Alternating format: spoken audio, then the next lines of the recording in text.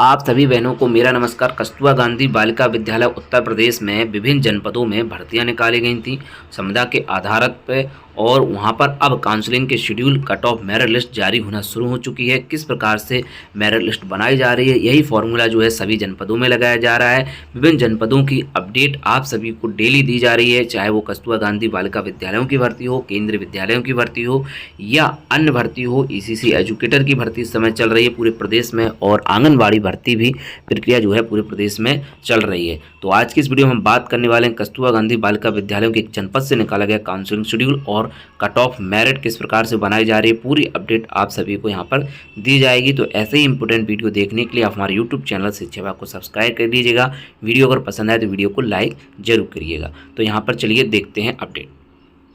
तो यहाँ पर आप देखें, कार्यालय जिला बेसिक शिक्षा अधिकारी झांसी जनपद से विज्ञप्ति निकाली गई है दिनांक 28/2/2025। विज्ञप्ति की सूचना विशेष सचिव उत्तर प्रदेश शासन के पत्र संख्या बेसिक शिक्षा विभाग 5 लखनऊ दिनांक 28/5/24 राजपुर कार्यालय के पत्रांक दिनांक 5/6/24 क्रम में जनपद झांसी में उच्चीकृत कस्तूरबा गांधी आवासीय बालिका विद्यालय में शैक्षिक सत्र 24-25 हेतु, जी हाँ, उच्चीकृत कस्तूरबा गांधी आवासीय बालिका विद्यालयों में विभिन्न पदों पर संविदा के आधार पर चयन किया जाना है। शैक्षिक सत्र 24-25 हेतु दिनांक 5/12/24 को विज्ञप्ति विभिन्न पदों के सापेक्ष चयन हेतु पदवार व वर्गवार भारांक गुणवत्तांक का निर्धारण निम्न प्रकार से किया गया है। तो देखिए जो किस प्रकार से चयन प्रक्रिया अपनाई जा रही है, यही चयन प्रक्रिया जो है लगभग समस्त जनपदों में अपनाई जा रही है। यहाँ पर आप देखें, हाई स्कूल में जो आपके प्रतिशत है उसका 10/100 जो है लिया जाएगा। ठीक है, परीक्षा प्राप्त अंक का प्रतिशत का 10/100, यानी कि अगर आपकी 70% है तब आपके 7 नंबर जोड़े जाएंगे। इस प्रकार से आप बना लें। स्नातक में 20% जोड़ा जाएगा, परास्नातक में 20, और प्रशिक्षण योग्यता परीक्षा में प्राप्त अंक का प्रतिशत का 30/100, यानी कि अगर आपकी इसमें मान लीजिए 70% इसमें भी है तब आपका जो है 30/100 के हिसाब से करके जो है 21 नंबर काउंट किए जाएंगे। इस प्रकार से आप हाई स्कूल, इंटरमीडिएट में दोनों में 10-10% है, स्नातक में 20 है, परास्नातक में 20 है, प्रशिक्षण योग्यता में 30 है। इस प्रकार से आप सूची जो है आपकी मेरिट सूची बनाई गई है। मेरिट जो है इसी प्रकार से निर्धारण हो रही है, जो कि सभी जनपदों में इसी प्रकार का क्रम लग रहा है। तो अन्य जनपदों में भी कस्तूरबा गांधी जो उच्चीकृत आवासीय बालिका विद्यालय हैं उनमें इसी प्रकार से चयन की प्रक्रिया अपनाई जा रही है। वहीं अब आप आगे देखें, यहाँ पर प्रधानाचार्य के लिए 3 पद थे, अनारक्षित के लिए 1, ओबीसी का 1, अनुसूचित जाति का 1। तो इसमें अनारक्षित की जो मेरिट लिस्ट है वो है 57.64। यहाँ पर 57.64 मेरिट गई है ओबीसी की, जो कि प्रधानाचार्य के लिए 3 पोस्ट हैं उसमें, और अन्य पिछड़ा की 51.30। अनुसूचित जाति की यहाँ पर मेरिट लिस्ट जारी नहीं की गई, हो सकता है एक ही लोगों ने आवेदन किया हो। काउंसलिंग की डेट है 5/3/2025 बुधवार को प्रातः 11 बजे। तो 5 तारीख को जो है इसकी जो है काउंसलिंग यानी कि डॉक्यूमेंट वेरिफिकेशन की प्रोसेस की जाएगी।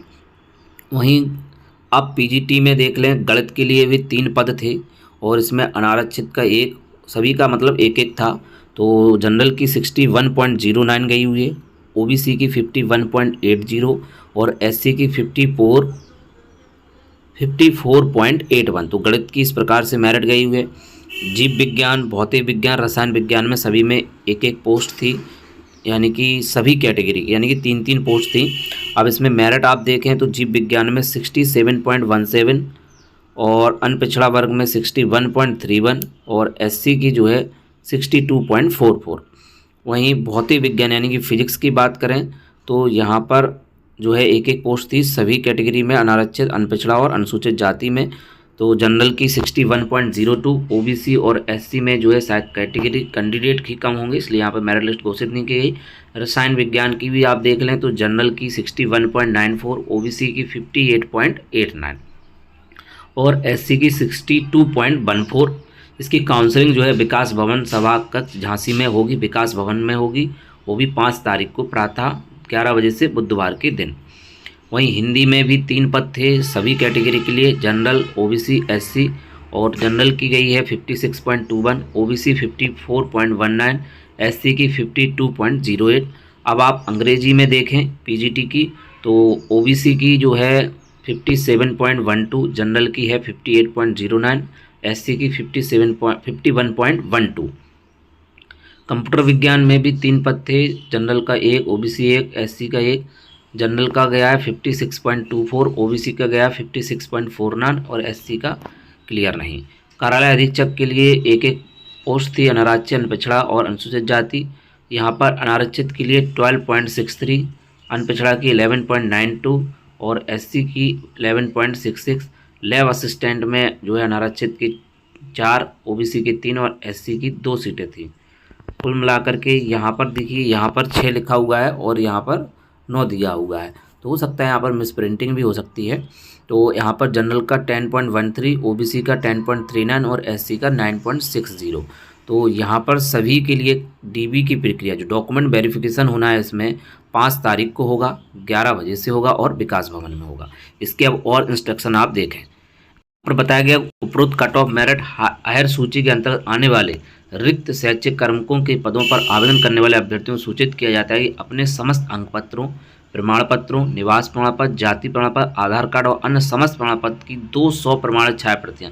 तो देखिए यहाँ पर 200 प्रमाणित छाया प्रतियाँ मंगाई गई हैं। तो इसी प्रकार से आप जहाँ पर भी आपकी डॉक्यूमेंट वेरिफिकेशन हो, किसी भी भर्ती की हो, लगभग आप 200 प्रमाणित छाया प्रतियाँ जरूर लेकर के जाइएगा और अपने मूल दस्तावेज समस्त मूल अभिलेखों सहित एवं प्रस्तुत किए गए अभिलेखों सत्या के संबंध में तथा किसी भी विभाग में कार्य न होने के संबंध में और यदि कार्यरत विभाग द्वारा अनापत्ति और विभागीय कार्रवाई न होने के संबंध में शपथ के साथ आयोजक काउंसिल प्रतिभाग करना सुनिश्चित। यानी कि एनओसी लेकर के जाएंगे और आपके खिलाफ कोई भी कार्रवाई नहीं चल रही, संबंध में शपथ पत्र भी बनवा करके ले जाना है।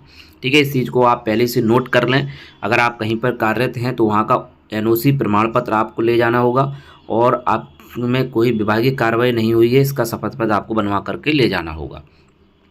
काउंसिलिंग हेतु एक पद के सापेक्ष 3 अभ्यर्थियों को आमंत्रित किया गया। तो यहाँ पर क्या है कि एक पद के सापेक्ष 3 अभ्यर्थी बुलाए गए हैं। तो लगभग ऐसे ही सभी जनपदों में होता है, एक पद के लिए 2 जो समुदाय के आधार पर भर्तियां होती हैं या अन्य भी भर्तियां होती हैं, तो 2 से 3 गुने अभ्यर्थियों को बुलाया जाता है, जिसमें उच्च मेरिट वाले अभ्यर्थी को प्रथम वरीयता प्रदान की जाएगी और उच्च मेरिट वाले अभ्यर्थी अनुपस्थित होने पर मेरिट लिस्ट में अगले क्रम के अभ्यर्थी को अवसर प्रदान करते हुए उसका चयन कर लिया जाएगा।